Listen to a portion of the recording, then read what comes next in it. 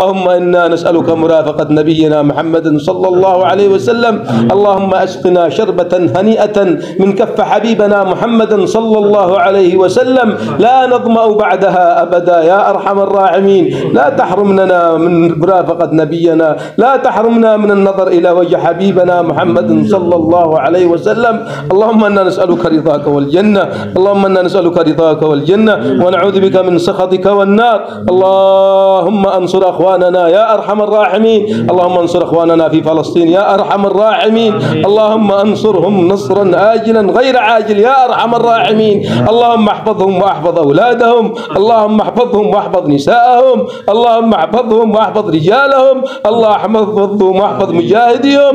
اللهم يا أرحم الراحمين سدد رميهم، اللهم سدد رميهم يا أرحم الراحمين. اللهم عليك بالكفار يا أرحم الراحمين، لقد كبروا وتكبروا وتجبروا يا أرحم الراحمين. اللهم ألف بين قلوب المسلمين، اللهم وحد صف المسلمين، اللهم لم شملهم يا أرحم الراحمين. اللهم من ناصرنا فانصره يا أرحم الراحمين، اللهم من أكرمنا فأكرمه بالجنة يا أرحم الراحمين. اللهم لا تحرمنا وإياهم من النظر إلى وجهك الكريم. اللهم احفظ أهل هذه القرية يا أرحم الراحمين بحفظك، اللهم احفظهم واحفظ أولادهم ونساءهم كبيرهم وصغيرهم. اللهم اجعل في هذه القرية الرحمة والألفة والمحبة يا أرحم الراحمين. اللهم أنشر في قلوبهم الألفة والمحبة يا أرحم الراحمين. اللهم اجعل بيوتهم عامرة بذكرك، اللهم اجعل بيوتهم عامرة بذكرك واجعلهم مطبقين سنة نبيك. اللهم اغفر لنا ولوالدينا وللمسلمين والمسلمات الأحياء منهم والأموات. اللهم وآتنا في الدنيا حسنة وفي الآخرة حسنة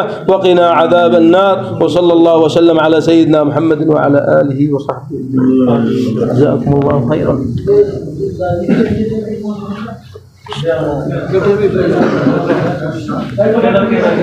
बैठो